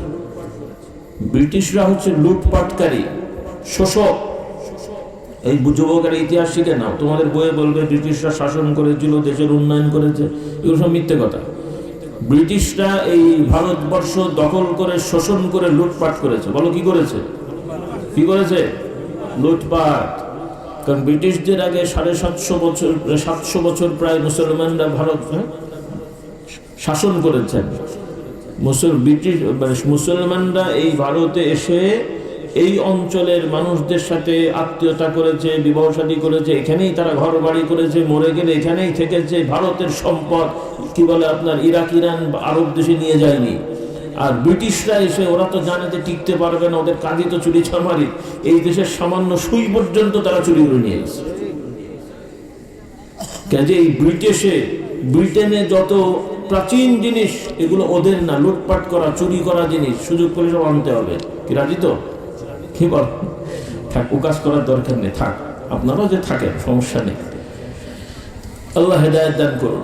তো আমি কথাটা বললাম এজন্যে, কিন্তু ওরা গবেষণা করে দেখেছে যে এই যে আরো মক্কা শরীফ থেকে, মদিনা শরীফ থেকে মুসলমানেরা অল্প সময়ে, যেই মুসলমানগুলো আগে পড়াশোনা ঠিক মতো জানতো না, যেই লোকগুলো গরু ছাগল ভেড়া চড়িয়ে যারা খেত, এই লোকগুলো এত অল্প সময়ে পৃথিবীর বিভিন্ন জায়গায় যে রাজা বাদশাহ হয়ে রাষ্ট্র চালাচ্ছে, কি বলে? হ্যাঁ, তারা দেখলো যে তাদের মধ্যে এমন কিছু নীতি আদর্শ আছে যেখানে তাদের সজাগ না হলেও তাদেরকে প্রভাবিত করে। বলুন সুবহানাল্লাহ। সেগুলো হচ্ছে সত্য কথা বলা, নীতিবান থাকা, ইনসাফ প্রতিষ্ঠা করা, অন্যের কোনো সম্পত্তির দিকে ফিরেও না তাকানো, প্রত্যেকটা মানুষ কেন পশুকেও নিরাপদ রাখা, অন্যায়ভাবে আঘাত না করা, এগুলো হচ্ছে ইসলামের মূল বুনিয়াদ। বলুন সুবহানাল্লাহ। আজকে সেই বুনিয়াদ আছে? আছে। নামাজও পড়ে, আবার রাস্তায় যে আরেকজনের মাথা ফাটায়। আপনার দেশে নেই মনে হয়। আবার কোরআনের স্লোগান দিয়ে আরেকজনের রিক্সা ভাঙে। এগুলো মুসলমানের কাজ? আল্লাহ আমাদের হেদায়েত দান করুন। তাদের দেশে মসজিদে আমার বসার উপায় নেই, বক বক করে। হজে যাই দেখবেন, কাবা শরীফ, মদিনা শরীফ, একটু আরাম করে কোরআন পড়বেন, জিকির করবেন, সে উপায় নেই। এক জায়গায় বসবেন, 3 জন বসে পড়েছে, বসে এবার গল্প শুরু করেছে, আরেকজন মোবাইল টিপছে, আরেকজন ছবি তুলছে। বাদরামিরা সীমা নেই। পক্ষান্তরে ব্রিটিশে যাবেন, ব্রিটেন যাবেন, আমেরিকায় যাবেন, ওদের প্রতিষ্ঠানগুলো, পড়াশোনার জায়গা, লাইব্রেরিগুলো, ওখানে আগে থেকে সাইনবোর্ড দেওয়া আছে, ওই দরজা দিয়ে ঢুকলে একদম বোবা হয়ে যেতে হবে, কথাবার্তা বলা নিষেধ। যে যার মতন বই নেবেন, লাইব্রেরিতে বসে বসে পড়বেন, কিছু দরকার হলে কথা বলবেন না। আগে ছিল, এখন তো ম্যানুয়াল মোবাইল হয়েছে, কাগজে লিখে ওই যারা দায়িত্বশীল ওকে দেখাতে হয় যে আমার এটা দরকার, ওটা করা যাবে, মুখে বলা যাবে না, কারণ সবাই পড়তে গেছে, কাউকে ডিস্টার্ব করা যাবে না। এই শিক্ষাটা কার? শিক্ষাটা ইসলামের শিক্ষা, তারা মানছে, আর আমরা মসজিদে বসে বক বক করছি। কি বল?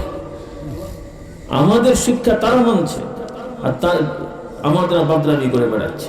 সমাজের স্বাধীনতা, নিরাপত্তা তারা দিচ্ছে। মানুষ বিলেতে কেন যেতে চায়? যে ওই দেশে একবার ঢুকতে পারলে মোটামুটি যে যা পারে একটা করে কমবে খেতে পারে, সেই সুযোগ আছে। আর মুসলমান নামধারী, কাজ করাই বিপদ। একটু পয়সা হলে তাকে ঘাট চেপে ধরে, কাজ করতে দেবে না স্বাধীনভাবে, ট্যাক্স ভ্যাট হ্যান ত্যান। আচ্ছা, নিলেও সুযোগ দিয়ে নিক, তাও না, শুধু আপনাদের ট্যাক্স নেবে আর ওনারা সব পাচার করবে। উন্নয়নের কোনো খোঁজ খবর নেই। কারা করছে? মুসলমানের বাচ্চা সব একজন। আবার কদিন পর পর আবার হজেও যায়, ওমরা করে। তো এই যে বদনামিগুলো চলছে আমাদের, এগুলোর থেকে বের হয়ে আসতে হবে। ইউরোপ আমেরিকার উন্নয়ন শুয়োর খেয়ে নয়, ন্যাংটা নেচে নয়, মদ খেয়ে না। ওগুলো খেয়েছে, তাদের ওগুলোর জন্য তাদের খেসারত দিতে হচ্ছে। তাদের উন্নয়নের চাবিকাঠি হলো রাষ্ট্রীয়ভাবে, সামাজিকভাবে নাগরিকদের নিরাপত্তা নিশ্চিত করা হয়েছে। প্রত্যেক মানুষকে স্বাধীনভাবে কর্ম করার সুযোগ করে দেওয়া হয়েছে। কোনো নিরপরাধ মানুষকে কখনো ডিস্টার্ব করা হয় না, রাষ্ট্র কর্তৃক তাদের সুযোগ দেওয়া হয়, কোনো অপরাধীকে ছাড় দেওয়া হয় না, অপরাধীকে ছাড় দেওয়া হয় না। আর আমরা মুসলমান হয়ে আমার দলের লোক খুন করলেও ফেরেশতা, আরেক দলের লোক ভালো হলেও তার 14 গোষ্ঠী উদ্ধার করে। আপনার দেশে নেই মনে হয়। এই মানসিকতা যদি পরিবর্তন না করতে পারেন, সে সাধারণ মানুষকে কি বলো, কি হুজুর আর কি খেজুর, সবারই একই অবস্থা। যে কয়টা হুজুরও আছে এই লাইনে, সেও দেখছি ওই একই লাইনে চলছে, শুধু নামে হুজুর আর খেজুর আর কি। মুখের কোনো ব্যালেন্স নেই, যা ইচ্ছা তাই বলছে। নিজের দলের লোক অপরাধ করছে, ফেরেশতা বানিয়ে দিচ্ছে, আর একজনের লোক ভালো মানুষ, তার নামে উল্টো পাল্টা বলছে। এর নাম ইসলাম? এর নাম ইসলাম? মিথ্যা কথা বলা, মিথ্যা সাক্ষী দেওয়া, গীবত বিল্লাহ করা, তাহলে কি ইসলাম কায়েম করবেন আপনারা? সব ধোঁকাবাজি চলছে। এই ধোঁকা থেকে বের হয়ে আসতে হবে। আমি বড় ফেরেশতা দাবি করছি না, তবে চেষ্টা তো আমাদের থাকতে হবে, নাকি বলেন? ইসলামের মূল নীতিতে আসুন। শুধু মুখরোচক কথা নয়, গলায় মানে কি বলে, কথাই বড় না হয়ে কিসে বড় হতে হবে? কাজে বড় হতে হবে। এই যে মাশাআল্লাহ আপনারা বসে আছেন, আপনাদের ছেলে মেয়েরা স্কুল কলেজে পড়ে, সবাই কি বলতে পারবেন যে আপনারা চেষ্টা করেছেন, আপনার ছেলে মেয়েকে নামাজ শিখিয়েছেন? সবাই বলতে পারবেন? আপনার ছেলে মেয়ে কলেজ ইউনিভার্সিটিতে পড়ে, সবাই কি বলতে পারবেন কোরআন শিখিয়েছেন? বলতে পারবেন? তাহলে আপনি নামাজ শেখালেন না, কোরআন শেখালেন না, দোষটা কার? ইন্ডিয়ার, ভারতের দোষ তো নাকি? আমেরিকার দোষ? বাংলাদেশ সরকার আগে যে ছিল বেচারার, না এখন যে আছে তার? আপনারা আপনাদের সন্তানদের খাওয়ার ব্যবস্থা করলেন, ভালো স্কুল দেখে তাকে ভর্তি করানোর চিন্তা করলেন, ঘর করে দিলেন, সব করে দিলেন, কিন্তু ঈমান ইসলাম শেখানোর ব্যাপারে তখন মনে করছেন যে এটা হুজুরদের কাজ, কিছু লোক হুজুর হবে আর বাকি সব এরকম থাকবে। এটা ভুল আমাদের। আসুন, কোরআন শুধু তেলাওয়াত শিক্ষা না, কোরআনের শিক্ষাটা আমরা শিখি। কোরআনের শিক্ষা হবে বাস্তব ভিত্তিক। আল্লাহর আইন যা আছে আমাদের মধ্যে সেটা বাস্তবায়ন করা, এটা অসম্ভব কিছু না, কঠিনও না। বলি আলহামদুলিল্লাহ, এটাই সহজ। ইসলামের আইন সহজ, ইসলামের আইন আমাদের জন্য উপকারী। আল্লাহর আইনে খেলে আপনি সুস্থ থাকবেন, আল্লাহর আইনে ঘুমালে আপনি সুস্থ থাকবেন, আল্লাহর আইনে বিয়ে শাদী করলে আপনার ঘরে সংসারে শান্তি হবে। কিন্তু এখন অশান্তি কেন? কারণ আপনারা স্ত্রীদের হক আদায় করেন না, স্ত্রীরা স্বামীর হক আদায় করেন না। আপনারা উল্টো পাল্টা খান, তো শরীর ভালো হবে কি? বিড়ি সিগারেট 20 বছর ধরে খাচ্ছেন, এখন লাঞ্চে এটা সমস্যা, হুজুরের ঠেলা পড়েছে আপনাকে পানি পড়াতে সোজা করা, কি বলে? তাই তো। নিজের মুখের ঠিক নাই, বউয়ের সাথে ঝগড়া করবেন, বউ উল্টো পাল্টা করবে, এখন হুজুর পানি পড়াতে এটা সোজা করবে, তাই না? এই তো নিয়ম আপনাদের। আল্লাহ আমাদের হেদায়েত দান করুন। সেজন্য স্বামীরা স্ত্রীদের সাথে ভালো আচরণ করেন। ইসলামের কোরআনের শিক্ষা কি? শুধু বিয়ে করা আল্লাহর বিধান না, বিয়ে করার পরে স্বামীর দায়িত্ব কি আল্লাহ শিখিয়ে দেন নাই? স্ত্রীর দায়িত্ব কি আল্লাহ শিখিয়ে দেন নাই? কজন ঠিক মতো পালন করেন? প্রথমত বিয়েতেই তো গন্ডগোল। দেনমোহর লেখা হয় ঠিক মতো, অনেকেই দেয় না, উল্টানো শ্বশুর বাড়ির থেকে আদায় করে। আপনার দেশে নেই মনে হয় বলে।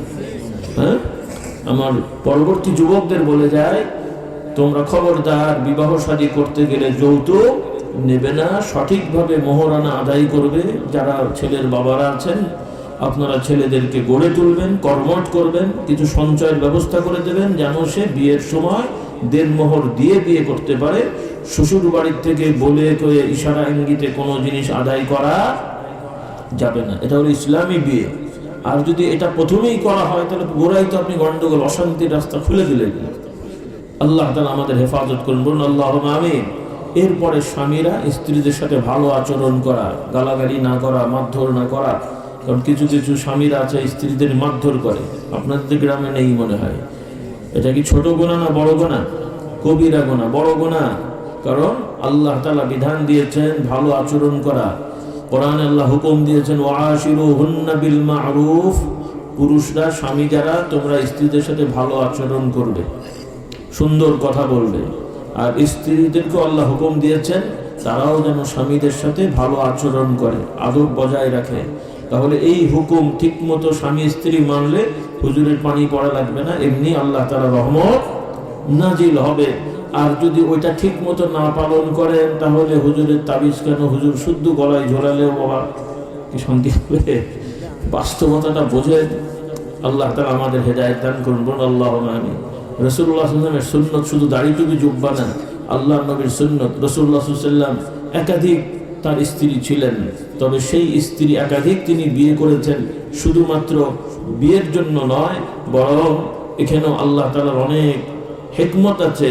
কারণ তিনি সমাজের বিভিন্ন শ্রেণীর নারীদেরকে নিজের স্ত্রী বানিয়ে তাদেরকে সমাজে, ওই শ্রেণীর নারীদের সমাজে সম্মান মর্যাদা প্রতিষ্ঠা করেছেন, বলুন সুবহানাল্লাহ। রাসূলুল্লাহ সাল্লাল্লাহু আলাইহি ওয়াসাল্লাম চাইলে মক্কা মদিনা সব থেকে সুন্দরী সুন্দরী মেয়েদের বিয়ে করতে পারতেন, মানে অল্প বয়সের মেয়েদের বিয়ে করতে পারতেন, কিন্তু রাসূলুল্লাহ সাল্লাল্লাহু আলাইহি ওয়াসাল্লামের সবই দুই একজন বাদে সব স্ত্রীরাই বয়স্কা, কেউ তালাক হয়ে গেছে, স্বামী মারা গেছে, শহীদ হয়ে গেছে, এই ধরনের নারী, গরিব অসহায় ছিল সেই পরিবারের, অথবা অন্য ধর্মের ছিল, ইহুদি ছিল, মুসলমান হয়েছেন, দাসী, তাকে আজাদ করা হয়েছে, সেই ধরনের তিনি দাসী ছিলেন, পরে আজাদ হয়েছে, রাসূলুল্লাহর স্ত্রী হয়ে উম্মুল মুমিনিন হয়ে গেছেন, বলুন সুবহানাল্লাহ। হ্যাঁ, অর্থাৎ নারীদেরকে যে অসম্মান করা হতো সমাজে, আল্লাহ তাআলা আল্লাহর নবীকে দিয়ে প্র্যাকটিক্যালি নারীদের মর্যাদা, একটা হলো মুখের কথা আর একটা হলো বাস্তবে করা। হ্যাঁ, আমি সবাইকে এক কথা বললাম, এটা করলে অনেক ভালো, এটা অনেক মজা, কিন্তু নিজে খেলাম না। যতটুকু আগ্রহ মানুষ পাবে, আর নিজে যদি খেয়ে দেখায় আগ্রহটা বেশি পাবে না। তো এই জন্য রাসূলুল্লাহ সাল্লাল্লাহু আলাইহি ওয়াসাল্লামকে প্র্যাকটিক্যাল আল্লাহ তাআলা এটা দেখিয়েছেন, বলুন সুবহানাল্লাহ। তো এই জন্যে, কারণ জাহিলি যুগে নারীদের সেভাবে সম্মান দেওয়া হয়নি। এরপরে ওটা তো অনেক আগে, এই 50, 60, 100 বছর আগেও ভারতীয় উপমহাদেশে নারীদের কি অবস্থা ছিল আপনারা জানেন। বিভিন্ন ধর্মের নামে তাদেরকে কি বলে আপনার জুলুম করা হয়েছে। এই সমাজে এক সময় এমন ছিল যে স্বামী মরে গেলে, কোনো ধর্মের নামে স্বামী মরে গেলে তার স্ত্রী, জীবিত স্ত্রীকেও মেরে তার সাথে পোড়ানো হয়েছে, শুনেছেন না? কিন্তু ধর্মের নামে এটা করা হয়েছে, কিন্তু এটা তো হয়নি। যদি হতো তাহলে বুঝতাম যে না, সমান সমান, যে স্ত্রী মরে গেলে স্বামীকে পোড়ানো হয়েছে, এটা হয়নি। কিন্তু তাহলে মহিলাদেরকে কি চোখে দেখা হয়েছে এবার বোঝেন। এরপরে তাদের আইন ছিল, নাউজুবিল্লাহ, তাদের সমাজের যে সমস্ত পরিবার কি বলেন, তাদের ভাষায় নিম্ন শ্রেণীর আর কি, নিম্ন বর্ণের। ইসলামে তো আর নিম্ন বর্ণ বলে কিছু নেই, আছে? ইসলামে উঁচু বর্ণ নিচু বর্ণ বলে কিছু নেই। সব মানুষ হিসেবে সমান, ঈমান আমল তাকওয়া যোগ্যতার আলোকে সমাজে বিভিন্ন দায়িত্ব পালন করে, কিন্তু মানুষ হিসেবে সবাই সমান, বলুন সুবহানাল্লাহ। মাওলানা পীর সাহেব নামাজ পড়ার সময় যদি দাঁড়ান, তার পাশে যদি গ্রামের একটা সব থেকে মূর্খ এবং অশিক্ষিত এবং একটা সাধারণ কাজ করা, এমনকি ম্যাথরও যদি বলেন যে মুসলমান কিন্তু ম্যাথর ময়লা সাফ করে, সেই লোক এসে যদি হুজুরের পাশে দাঁড়ায়, সরানোর অধিকার আছে? কারণ সে ম্যাথরের কাজ করে, সেটা তো আলাদা কাজ, কিন্তু সে তো পাক পবিত্র হয়ে আল্লাহর ঘরে এসে নামাজ পড়তে এসেছে, কাজেই সেখানে পীর সাহেবের পাশে দাঁড়ালো, তাকে সরানোর অধিকার নেই। প্রেসিডেন্টের পাশে দাঁড়ালো, সরানোর অধিকার নেই। এটা হল ইসলামের শিক্ষা, বলুন সুবহানাল্লাহ ওয়া বিহামদিহি। কিন্তু তাদের কি হয়েছে, এমনকি যেই ভাষাগুলো আমার বলারও সম্ভব না, যে নিম্নবর্ণের পরিবারের মেয়েরা শুধুমাত্র নিচে একটু কাপড় পরতে পারতো, বাকি উপরটা ঢাকাও তাদের নিষেধ ছিল। ঢাকতে হলে উল্টো ট্যাক্স দিতে হতো, বলেন নাউজুবিল্লাহ। এই ধরনের আইন ছিল এই সমাজে। এইভাবে তারা মানুষের প্রতি জুলুম করেছে। এরপরে এখনো আইন আছে, ধর্মের নামে তাদের মেয়েরা, অন্য ধর্মের মেয়েরা বাবা মা মরে গেলে, স্বামী মরে গেলে সম্পত্তিতে তারা কোনো অধিকার পায় না। কিন্তু আল্লাহর আইনে আছে না নাই? আছে, কিন্তু কিছু কিছু লোক দেন না। যারা এগুলো করেছেন তওবা করেন, দিয়ে দেওয়ার চেষ্টা করেন, আল্লাহ তাআলা বরকত দেবেন, বলুন আল্লাহুম্মা আমিন। আচ্ছা, আরেকজনের জমি 2-4 শতক 2-1 বিঘা দখল না করলে কি আপনি না খেয়ে মরে যাবেন? আল্লাহ তাআলা দুনিয়ায় কি কম আছে রে বাবা? আল্লাহ তাআলা জিরো থেকে হিরো করে দেন। তো আপনার বাপ আপনাকে যা, আপনি বাপের থেকে যা পেয়েছেন সেটার উপরেই থাকেন, আরেকজনেরটা কেন দখল করছেন? এই জন্য আমার মা বোনদেরও বলতে চাই, আপনারা ইসলাম শেখেন, মানেন, কারণ আপনাদেরকে আল্লাহ তাআলা ইবাদতের হুকুম দিয়েছেন। কারণ ইদানিং কিছু মা বোনেরা আবার নতুন শিক্ষা শিখছেন, যে তারা মনে করছেন নারী পুরুষ সমান অধিকার, নারী পুরুষরাও যা করবে নারীরাই তাই করবে। এই কথাগুলো ভুল। পুরুষদেরকে আল্লাহ তাআলা এমন কিছু দায়িত্ব দিয়েছেন যেটা নারীদের না, নারীদের কিছু দায়িত্ব দিয়েছেন যেটা পুরুষদের না। সমাজের বিচার সালিশ করা, সমাজ পরিচালনা, রাষ্ট্রপ্রধান হওয়া, সেনাবাহিনী হওয়া, নৌবাহিনী হওয়া, এগুলো পুরুষদের দায়িত্ব। কাদের দায়িত্ব? নারীরা এই সমস্ত কিছু কিছু কাজ শর্ত সাপেক্ষে করতে পারবেন, কিন্তু শর্ত মেনে। কি মেনে বলেন? কি মেনে? শর্ত মেনে। কিন্তু পুরুষদের মতন দায়িত্বশীল তারা না। এটা নারীদের দায়িত্বের মধ্যে পড়ে না, অধিকারের মধ্যে পড়ে না। সমাজে প্রয়োজনে তারা এটা অংশগ্রহণ করতে পারে না। সেজন্য আমার মা বোনেরা এই চিন্তাটা মাথা থেকে তাড়াতে হবে যে আপনারা পুরুষদের মতন সব করবেন না, আপনারা নারী হিসেবে আল্লাহর বিধানে যেটা দায়িত্ব সেটা করবেন। সব কথা তারা এখন বলতে পারছি না, আমি সময় কম। এই শিক্ষাটা আপনাদের সন্তানদেরকে দিতে হবে, আর পুরুষদেরকে ওই শিক্ষা শিখতে হবে। তা না হলে আপনাদের সন্তানেরা এক পর্যায়ে যে আল্লাহর আইন নিয়ে তারা বিদ্রোহ করবে। বলেন নাউজুবিল্লাহ। এই যে এখন বর্তমানে কোনো একজন ঢাকা শহরের কোনো দলের একটা প্রার্থী, মহিলা প্রার্থী, সে ওপেনলি বলছে যে পুরুষদেরকে 4 বিয়ে করার অধিকার কে দিয়েছে? তার মানে দেয়নি। পুরুষরা 4 বিয়ে করতে পারবেন, এটা কি কারো বানানো নিয়ম না আল্লাহর আইন? হ্যাঁ, আর এর মধ্যে কি কারো উপরে জুলুম আছে? কারণ আল্লাহ তাআলা তো এই আইন করে দেননি যে একজন পুরুষ 4টা বিয়ে করলে প্রথম বউকেও বাধ্য হয়ে রাখতে হবে, রাখবে, ছাড়তে পারবে না, এমন কি কথা আছে নাকি? বিয়ে করবে সমঝোতার মাধ্যমে, যার দরকার আছে, সবাই না। কারণ আপনাদেরও অনেকের ছেলেকে বিয়ে দেন, যেই ছেলের বিয়ে করার যোগ্যতা নেই তারপরও দিয়ে দিচ্ছেন, বাড়িতে একটা বউ এসব রান্না বাড়া করবে, এটার জন্য বিয়ে দেয় মানুষ নাকি? এই যে একটা ভুল ধারণা। আপনার ছেলের প্রয়োজন হলে ছেলেকে বিয়ে দেবেন, ছেলের দরকার নেই, সামর্থ্য নেই, যোগ্যতা নেই, আপনি বিয়ে দিচ্ছেন, ছেলের বউ বাড়িতে এসে বাড়ি দেখাশোনা করবে। তো এটা কোন ইসলামের শিক্ষা হলো? কারণ মানুষ বিয়ে শাদী করবে তাদের নিজস্ব প্রয়োজনে, সব কথা তারা ওপেনলি বলা যায় না, ওইটা বিয়ে শাদীর জন্য। কারণ টাকা দিয়ে আপনি কর্মচারী রাখতে পারেন, দারোয়ান রাখতে পারেন, এটা করেন, নাউজুবিল্লাহ। টাকা দিয়ে কি আর কাজ করা যায় নাকি? বাংলাদেশ ওটাও হয়, যেহেতু সার্টিফিকেট আছে নাকি, বাকি আর আমি মুখে বলছি না, কেউ করা যায়? মানে সরকারের স্বীকৃতি থাকলে তার দোষ নেই নাকি? কথা বলে না। আল্লাহ হেদায়েত দান করুন। কাজেই পুরুষ নারী প্রয়োজন, একান্ত প্রয়োজন মেটানোর জন্যই আল্লাহ তাআলা আইন করেছেন। এরপরে তারা সন্তানের বাবা মা হবেন, সংসার করবেন, এটার জন্য বিবাহ শাদী। কিন্তু ঘরের বসে রান্না বাড়া করবে, দেখাশোনা করবে, শ্বশুর শাশুড়ি খেদমত করবে, এগুলো ভালো কাজ, কিন্তু এটার উদ্দেশ্যে না। এই জন্যই তো অশান্তিগুলো হয়। অধিকাংশ পরিবারে অশান্তিগুলো এই জন্যই হয় যে ছেলের বউকে তার সেই প্রকৃত দায়িত্ব না দিয়ে বাড়তি কর্মচারীর মতন, দাসীদের মতন তাদেরকে খাটানো হয়। তো সেও তো একটা মানুষ, তারও তো একটা মন আছে, তখন তো বিদ্রোহ হবেই। এ তো আর পানি পড়া দিয়েও যাবে না, হুজুরের তেল পড়া দিয়েও হবে না। আল্লাহ আমাদেরকে হেদায়েত দান করুন, বলুন আল্লাহুম্মা আমিন। এই জন্য পারিবারিক জুলুম থেকে আপনারা বের হয়ে আসেন। হ্যাঁ, মহিলারাও আপনারা আপনাদের শ্বশুর শাশুড়ির সেবা করবেন, ভালো কাজ, এটা তো আর খারাপ কাজ না। আপনি আপনার মা বাবার যেমন সেবা করবেন, শ্বশুর সেবা করবেন, সবের কাজ। এখানে বিদ্রোহ করা ঠিক না। তবে বয়স্করা, মুরব্বী যারা আছেন, জুলুম করবেন না। জুলুম করলে এটা আল্লাহর রহমত। কারণ আপনারা শ্বশুর শাশুড়ির সেবা যত্ন করাটা ছেলের বউয়ের ফরজ দায়িত্ব না, নফল দায়িত্ব। বলেন কি দায়িত্ব? নফল দায়িত্ব। এটা ভালো কাজ, করবেন আমি তা বলছি না, করলে সব হবে, উৎসাহ দেবেন, কিন্তু পালন না করলে তাকে অবিচার করা যাবে না।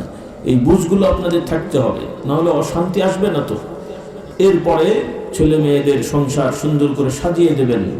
একই রান্নাঘরে 4-5 বউ ঢুকিয়ে দেবেন না, কারণ এখানে অশান্তি হবেই। এক মুরগি রানলে রান্নে টানাটানি, মাছ কাটলে পেটিনি টানাটানি, আরো কত কিছু সমস্যা। এগুলো বুঝতে হবে, বাস্তবতাগুলো বুঝতে হবে। আল্লাহ তাআলা আমাদের এই বুঝগুলো দান করুন। কারণ ইসলামে এই শিক্ষাগুলো আছে যেগুলো আমরা বুঝি না। একসাথে থাকা দোষ না, একসাথে থাকার মানে কি সব এক ঘরে ঘুমানো? হ্যাঁ, তাহলে আপনি যেহেতু বড় হলে ছেলে আলাদা করেন, মেয়ে আলাদা করেন, একই বাড়িতে থাকেন কিন্তু ঘর আলাদা হয় না, তাহলে ওই রকম একসাথেই থাকেন, প্রত্যেক ছেলের আলাদা আলাদা ইউনিট করে দেন। সে সেখানে স্বাধীনভাবে থাকবে, খাবে, আপনার সাথে দেখাশোনা করবে, কথা বলবে, আসবে যাবে। এটা হলো সুন্দর সিস্টেম। এই নিয়মগুলো, এরপরে পর্দাপশিটা ঠিক হয় না। একই বাড়িতে 3 ভাই একসাথে থাকে, ভাইয়ের বউরা সব ছেলে মেয়ে একসাথে গল্প করে আড্ডা দেয়, একই রান্নাঘরে সব হয়, এইগুলো বেপর্দা। এই যে হারাম কাজগুলো আমাদের সমাজে হয়, এরপরে ছেলেপুলে বড় হয়, চাচাতো ভাই, মামাতো ভাই, খালাতো ভাই দেখাশোনা, এরপরে বয়স হয়, বাকিগুলো আর এখন তো বলা যাচ্ছে না, হচ্ছে না। কাজে ইসলামের পর্দা লাগবে কিনা বলেন? লাগবে না?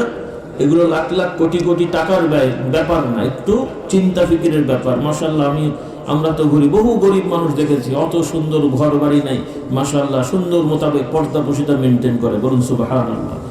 কাজে ইসলামের পর্দা শুধু বাইরে গেলাম একটু বোরখা পরলাম এতটুকু না, ছেলে মেয়ে, চাচাতো ভাই, মামাতো ভাই, খালাতো ভাই, দেবর, ভাসুর, তাদের ব্যাপারে বাচ বিচার করে চলা, দূরত্ব বজায় রাখা। আমাদের বই পুস্তক আছে, এগুলো আপনারা নিয়ে যাবেন, পড়বেন। রাত অনেক হয়ে গেছে, আর কথা বাড়াচ্ছি না। তো আমার অনুরোধ, আপনারা এই নতুন বছরে পরিকল্পনা করেন, বছর তো প্রায় শেষ, আরো সামান্য 1.5 মাস আছে আর কি প্রায়। তো আপনারা সন্তানদেরকে নতুন বছরে পরিকল্পনা করেন, ছেলেদেরকে ছেলেদের মাদ্রাসা স্কুল কলেজে পড়ান, মেয়েদেরকে মেয়েদের মাদ্রাসা স্কুল কলেজে পড়ান, এবং যারা দায়িত্বশীলরা আছেন চেষ্টা করেন এলাকায় এলাকায় প্রতিষ্ঠানগুলোকে সুন্দর করে সাজানো। নতুন করে প্রতিষ্ঠান করার দরকার না হলেও আপনারা একই প্রতিষ্ঠানে 2টো শিফট করেন, বিশেষ করে ক্লাস 6 থেকে হাই স্কুলগুলোতে আপনারা 2টো শিফট করেন, ছেলেদের একটা শিফট, মেয়েদের আর একটা শিফট, বাড়তি মেয়ে টিচার রাখেন। এতে কি পড়াশোনা কম হবে না ভালো হবে? কম হবে না ভালো হবে? কথাগুলো বোঝার চেষ্টা করেন, দায়িত্বশীলরা এগুলো একটু মাথায় রাখেন। শুধু আমরা আসবো একটু দোয়া তিলত করে চলে গেলাম, সেটা তো করবোই, কিন্তু আমরা যে কথাগুলো বলছি একটু মানার চেষ্টা করেন। আর না মানলে তো আমাদের কোনো ক্ষতি নেই, আপনাদের নিজেদের কপাল নিজেরা পোড়াবে, নিজেদের ভবিষ্যৎ নিজেরা নষ্ট করবেন, সন্তানের সব লম্পট হবে, চরিত্রহীন হবে, ঈমান হারা হবে, শান্তি হবে। কাজে এখন থেকে সিদ্ধান্ত নেন, সবাই মাওলানা হুজুর হওয়ার দরকার নেই, কিন্তু অন্তত চরিত্রবান হোক, ইমানদার হোক। আর সেটার জন্য এগুলো দরকার। পার্টিশন না থাকলে এগুলো হবে না, তাকওয়া না থাকলে এগুলো হবে না। আল্লাহ তাআলা আমাদের হেদায়েত দান করুন, আল্লাহুম্মা আমিন।